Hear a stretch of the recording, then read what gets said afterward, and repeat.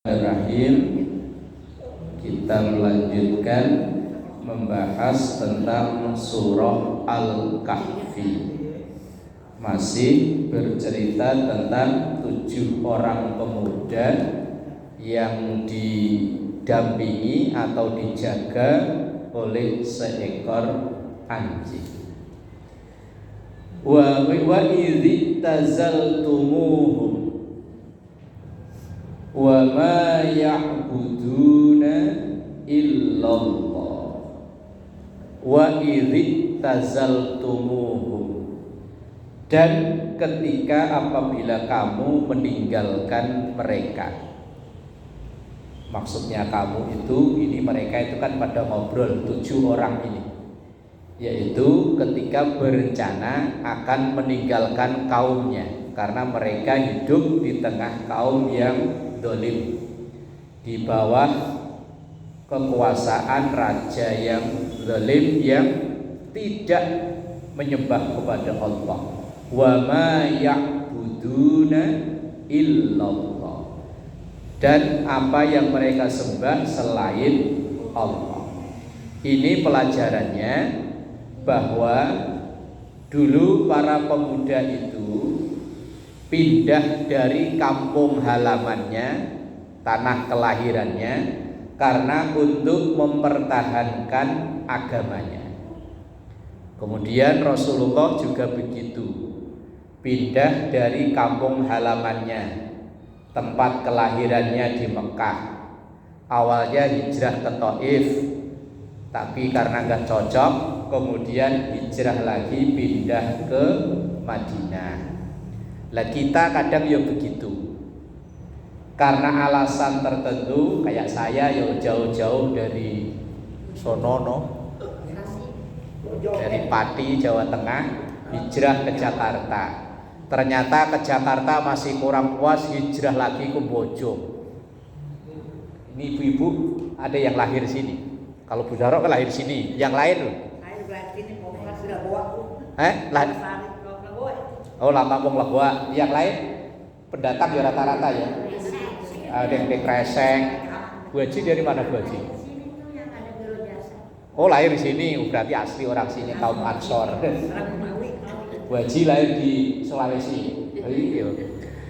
Karena alasan tertentu akhirnya pindah meninggalkan kampung halaman. Dan itu memang sunatullahnya begitu. Kalau di tempat kelahirannya kok kurang berkembang, maka pindah.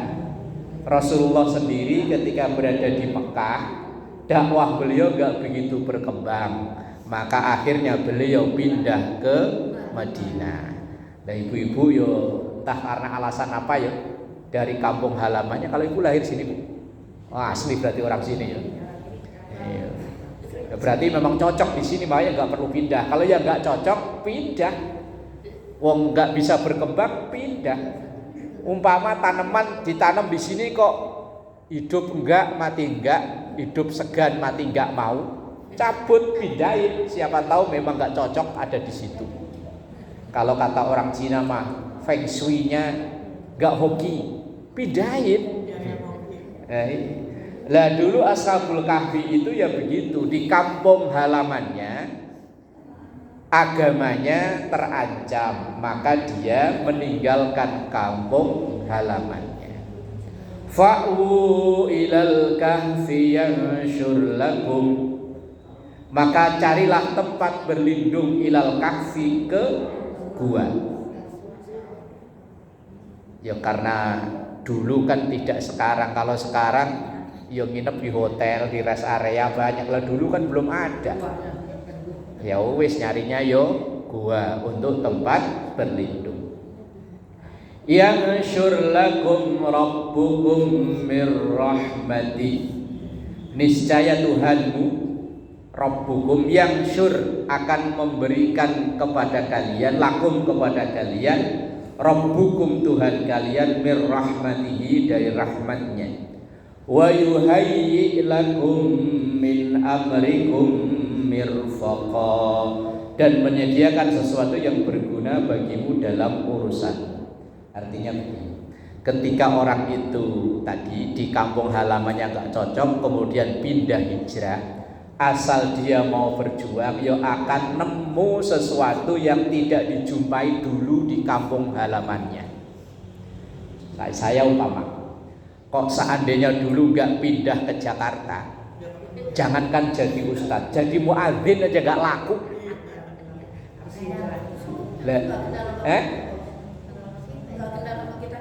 Lah ya nggak kenal, nggak boleh sama sekali, nggak kenal. Oh seandainya dulu nggak lari, bukan lari lah, terusir apa lari, nggak jelas lah pokoknya, merantau lah pokoknya. Ya mungkin dulu kalau tetap bertahan, ya paling mentok, bukan meremehkan, ya paling ya macul, tani, paling mentok-mentok ntar ya jadi muadzin juga nggak laku, wong suara saya nggak bagus. Ya kalau suara bagus mending ya. Kalau ngimami nggak laku, wong bukan keturunan kiai, bukan keturunan ustadz. Biasanya kalau di kampung itu yang jadi kiai kan ya anaknya kiai juga kayak. Lah kalau anaknya buruh tani ya buruh tani lagi. Begitu lari ke Jakarta nyamar jadi ustadz. Nyamar jadi ustadz di sini. Aduh. Loh, kalau dalam ayat ini yang syurlakum rabbukum mir rahmati wa yuhayyi lakum min amrikum mirfaqa. Kalau dalam teks ayat ini Allah akan memberikan fasilitas bagi orang yang mau memperbaiki diri sehingga rela meninggalkan kampung halaman.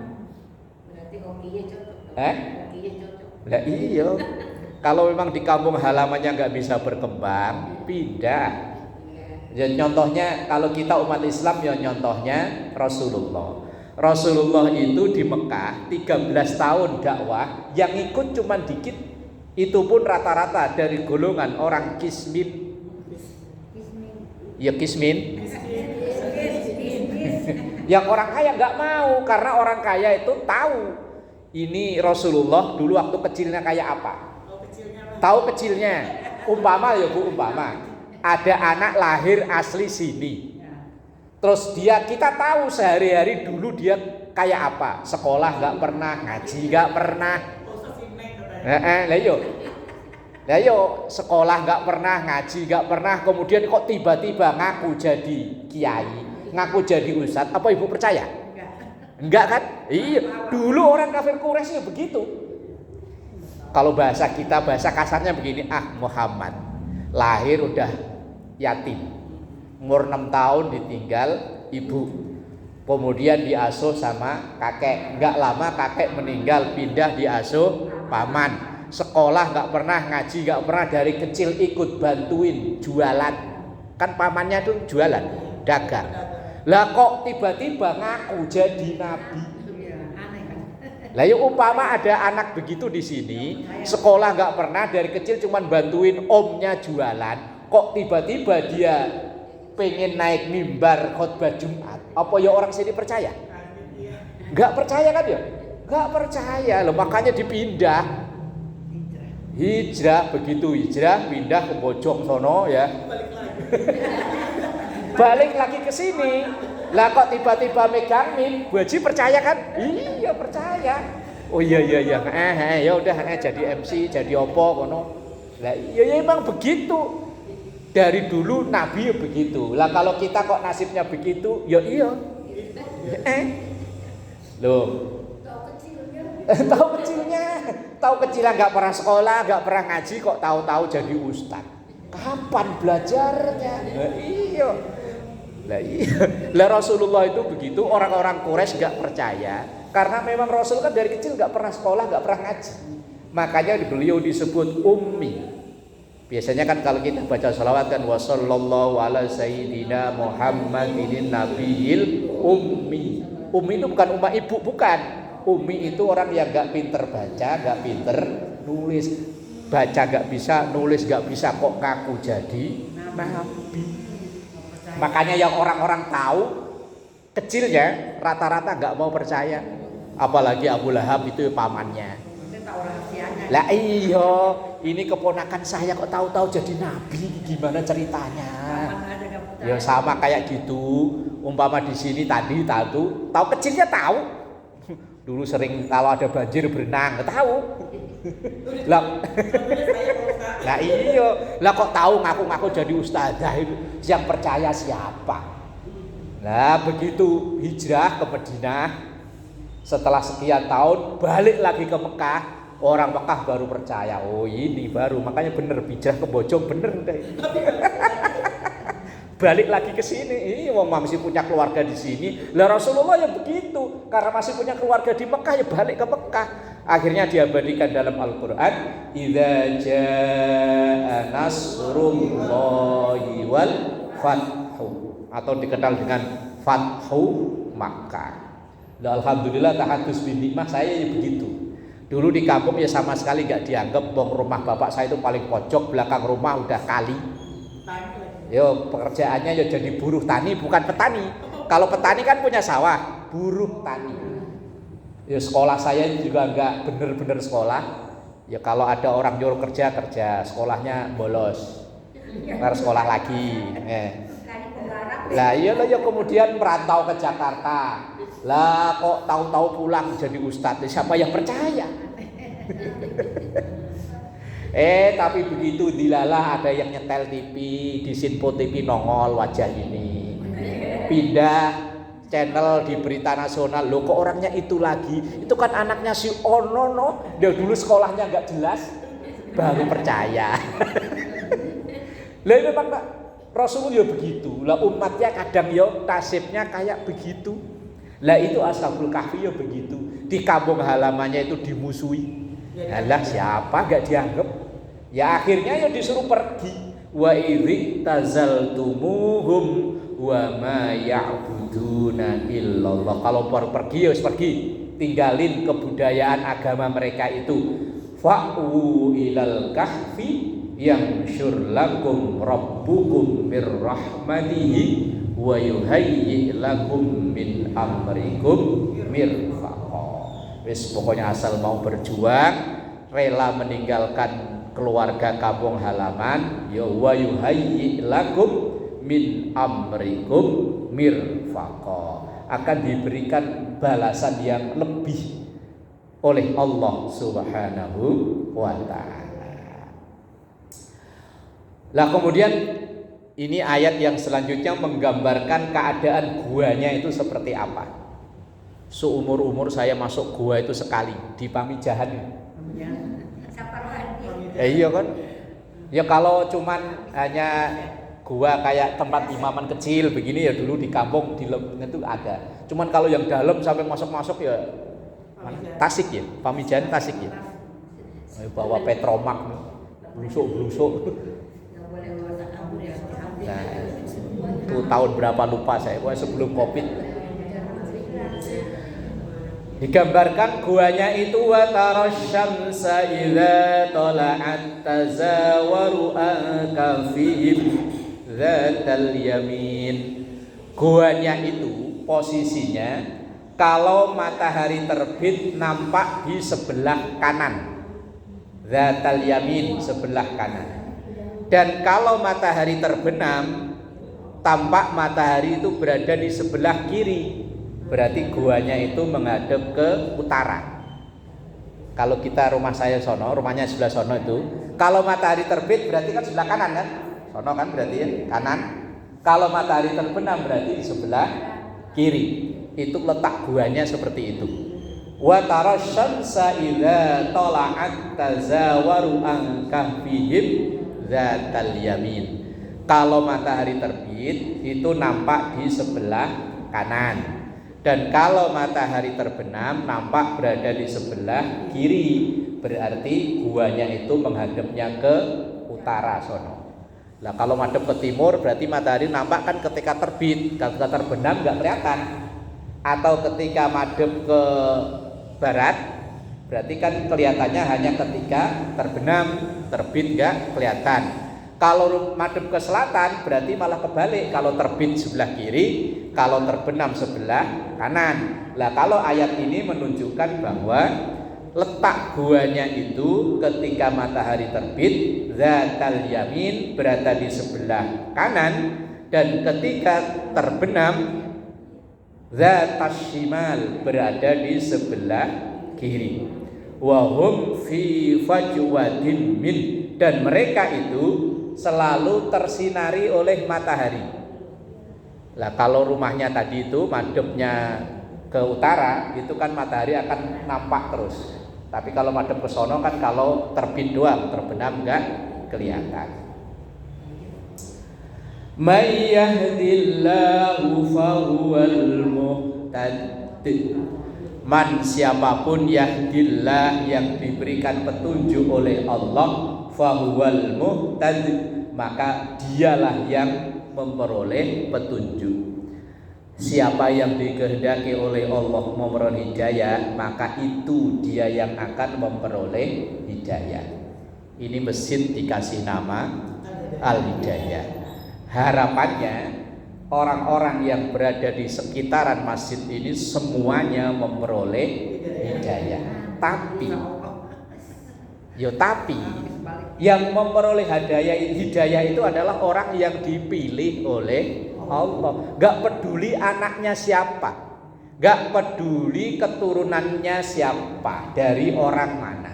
Nyatanya ada yang diasuh oleh Nabi malah jadi maling.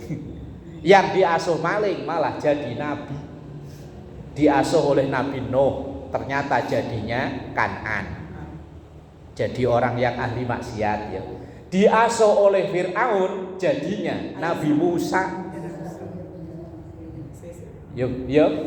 Berarti kadang ada anaknya ustadz malah jadi copet. Giliran anaknya copet jadi ustadz. Yes, memang begitu ya. Allah nyontoinya ya begitu. Makanya jangan kita nyombong kalau jadi anaknya ini. Ya kadang kan ada yang nyombong karena saya kan keturunannya ini. Enggak jaminan. Wong nyatanya anaknya Nabi, ada yang ahli maksiat sampai mati. Kan anaknya Nabi ya. Nabi Musa itu dari bayi yang ngasuh Fir'aun, orang yang terkenal kurang ajarnya sampai sekarang. Sampai sekarang ada orang kurang ajar, dia dibilang keturunan Fir'aun tetap gak mau. Nah iya kan,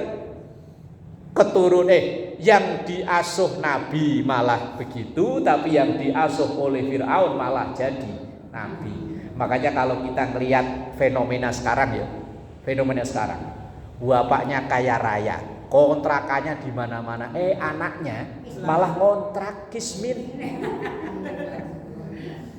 Sebaliknya, ini kisah nyata. Saya dulu waktu pertama kali ke Jakarta naik mobil pribadi, itu ya diajak temen lihat Monas ya pertama itu. Lah wallahu alam gimana ceritanya. Sekarang temen yang ngajak saya keliling Jakarta ngelihat Monas itu sekarang jadi kuli bangunan. Saya pertama ngelihat itu kayak percaya nggak percaya.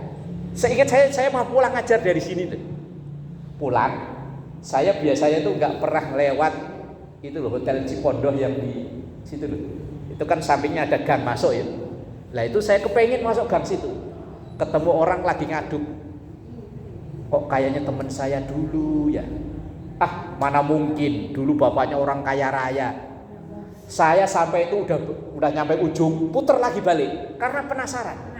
Mau berhenti, gak enak dikirain apa. Sampai ke Hotel Cipondoh yang patung kuda itu, saya pura-pura main HP. Merhatiin dari kejauhan itu bener gak dulu teman saya. Tapi ternyata bener.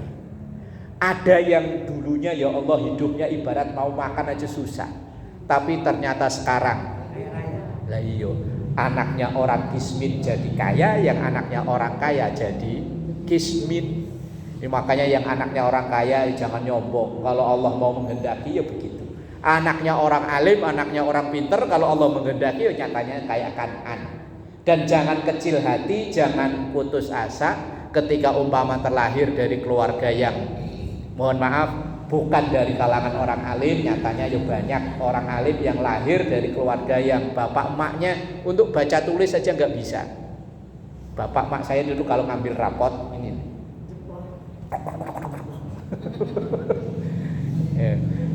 dibeliin HP sama anaknya. Lah ini nyalainnya gimana? Asal ada gambar hijau-hijau kok penculut. Nah, kalau ada orang telepon kan begitu kan? Ya itu asal ada gambar hijau-hijau itu loh Mak. Ntar kok ada nelpon itu gerak-gerak begini. Nah itu asal didorong ke atas, ring, ntar ya bunyi. Lo nggak bisa baca, kalau bisa baca kan mending ya diajarinya. Lo nggak bisa baca, nggak bisa nulis. Kalau mau nelpon ini gambar anak, ini gambar mantu, ini gambar cucu.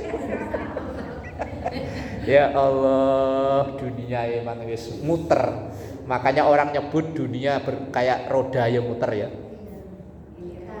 Yang repot itu pas jatuh miskin muternya macet. Lama ya di bawah. Udah macet bocor lagi bannya. Waduh. Makanya roda itu berputar. Nah, dalam hal masalah hidayah ya begitu. Itu orang yang dikehendaki dipilih oleh Allah. Ada yang mepet-pet ngadu tembok, tapi kalau nggak dikehendaki ya nggak pernah. Ada yang rumahnya jauh, ini bojong. Kadang Bu Haji yang ini rorotan ya, yang biasa duduk di sini loh. Malaka.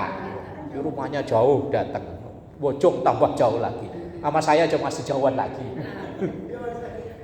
Ya makanya hidayah itu murni, itu haknya Allah. Mau diberi ke siapa? Terserah Allah.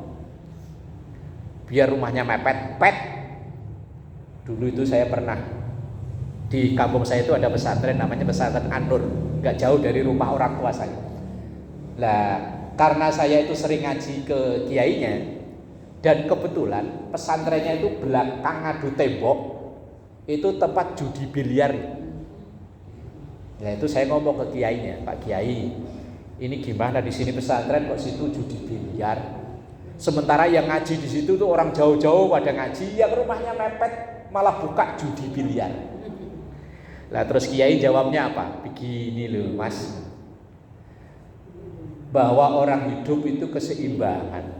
Ada Ibrahim, ada Namrud, ada Musa, ada Fir'aun, ada Rasulullah, ada Abu Jahal, ada Abu Lahab. Sampai beliau bilang begini, ada sembara ya ada mak lampir. Ada yang baik, pasti ada yang tidak baik.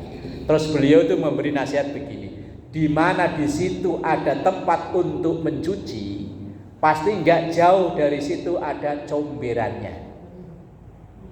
Kalau kita punya tempat cucian, itu kan pasti nggak jauh dari situ kan tempat buang cucian itu ya. Di mana-mana di situ ada pesantren, ada sekolah, ada yayasan, ada majelis taklim. Gak jauh dari situ pasti ada tempat maksiat. Semakin besar majelis taklim pesantren, yang gak jauh dari situ tempat maksiatnya besar juga. Itu keseimbangan. Dari sononya begitu ya begitu. Di Priuk ini kiai ustadz itu seabrek-abrek, tapi tempat maksiat ya seabrek-abrek.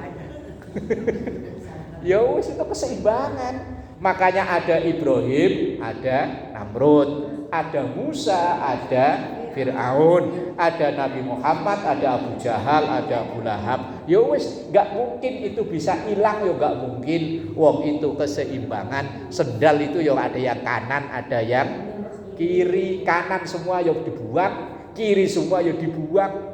Sendal itu biar harganya 5 juta kalau cuma kanan doang. Mending ya harganya 15.000. Umpama lo ibu nemu sendal, nemu sepatu, wah harganya 4 juta kalau utuh dua-duanya, cuman nemu cuman satu. Itu tetap dibawa pulang atau dibuang? Buang. Padahal itu kalau sepasang 5 juta berarti kan 2,5 juta ya. Dibuang. Lah sendal jepit itu harganya berapa? 14.000 atau 20.000? 15.000. Tapi kok lempeng kanan kiri, ya tetap jalan. Iya. Lah kehidupan ya begitu. Baik semua nggak mungkin, jelek semua ya nggak mungkin. Makanya kalau ada orang bilang, wah penduduk di sono warganya jelek-jelek, nggak mungkin. Pasti tetap ada yang baik. Warga sono mah baik-baik, ya nggak mungkin. Pasti ada yang jelek, wong kanan kiri itu seimbang ya Bu Haji ya. Iya. Sepatu kalau cuma sebelah biar 4 juta buang, gak jalan. Man yahdillahu fahuwal muhtadi. Yang dikehendaki oleh Allah memperoleh hidayah ya dia. Biar dia rumahnya jauh, biar kehujanan, biar apa ya berangkat. Tapi wa may yudlil falan tajid lahu waliyyan mursyida. Tapi orang yang disesatkan oleh Allah, maka tidak ada yang dapat memberikan petunjuk kepadanya. Orang yang dikehendaki oleh Allah gak memperoleh hidayah alias tersesat. Walaupun itu corong toa, madep ke kamarnya, subuh gak pernah kedengeran. Ini corong loh. Umpama pas madep ke kamar, itu ya subuh as-sholatu khairum minan naum gak kedengeran. Itu gak kedengeran. Ibu-ibu hari Rebu setiap jam 1 kan ya assalamualaikum warahmatullahi wabarakatuh diberitakan kepada ibu-ibu hari ini kajian. Yo enggak datang wong. Enggak kedengeran kupingnya. Wa may yudlil falan tajidalahu waliyam mursyida. Orang kalau udah dikehendaki oleh Allah kesasar, biar pakai map biar apa tetap nyasar. Diunjukin ngeyel. Jalannya jangan ke sono, banjir sono. Enggak, sono aman. Kelelep baru merasa. Ya memang begitu ya. Wa tahsabuhum aiqadhaw wa hum ruqud. Dan engkau mengira aiqadhan 7 orang asal kafir di dalam gua itu asal ada orang ngelongok ngelihat kayaknya lagi melek. Wa tahsabuhum aiqadhan. Aiqadhan itu artinya terjaga, melek. Tapi wahum rukut, padahal dia itu tidur. Namanya gua itu kan sering di orang lewat mampir, asal melihat ada orang, ada 7 orang, melek orangnya, padahal aslinya tidur. Kadang ada orang begitu, duduk kayaknya dengerin khusyuk, ternyata pules. Ya asal ngaji kok. Kalau ini kan aman, nggak ada yang nyender. Asal nyender di sono, apalagi pakai kacamata agak gelap. Quran dipegangin, kirainnya mah nyimak, taunya pules.